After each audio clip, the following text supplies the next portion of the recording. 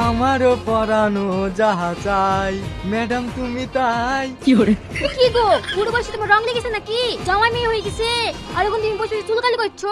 ও তুই বুঝবি নি, তাড়াতাড়ি খাবার রেডি কর, আমি এখন স্কুলে যাব। এখন তো 8টা বাজছে, এখন তুমি স্কুলে যাবা? রোজ তো 11টার সময় স্কুলে যাও। ও তুই বুঝবি নি, যা বলছি তাই কর।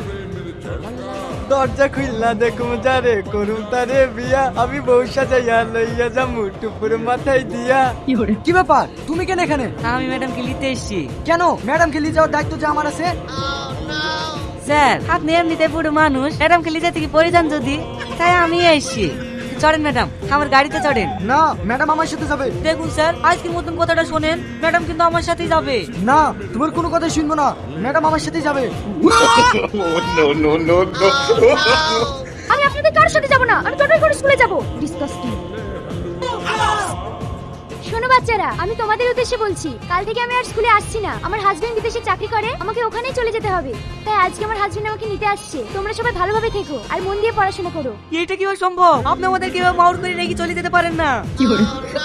দোহাই লাগে ম্যাডাম, আপনি 10 টাকার সাথে গেলে আপনার তো বললেও রাজি আছি, কিন্তু আপনি এই কথা বললেন না। মনে মনে আপনাকে গেলে আমি অনেক স্বপ্ন দেখি ফেলেছি। কি গো, তুমি এখনো রেডি হওনি? হ্যাঁ হ্যাঁ, আমি রেডি আছি। দোহাই লাগে ভাই, আপনি এত বড় পাপ কাজ করবেন না। মানে এইভাবে ম্যাডাম গেলে কি আমাদেরকে একে করে দিন না প্লিজ। তাতে আপনি যা বলবেন আমরা তাই শুনবো। আপনাকে বিদেশে কত টাকা বেতন দেয়? যা পাই ভালোই পাই। স্যার একটু শোনেন। স্যার আমাদের 3 জনের বেতন এক জায়গায় করবো, দরকার জমি জায়গা সব বিক্রি করে দেবো, তারপরে যা টাকা হবে সব টাকা তাদের স্বামীকে দেবো, কিন্তু ম্যাডামকে এখান থেকে যেতে দেবো না। আচ্ছা ঠিক আছে, তাই হবে। বলুন না আপনাকে কত টাকা বেতন দেয়? মাসে 5 লাখ টাকা মতো পাই। স্যার তাহলে ম্যাডামকে আমরা আটকাতে পারলাম না। এই চলো, আমাদের আবার দেরি হয়ে যাচ্ছে। হ্যাঁ চলো।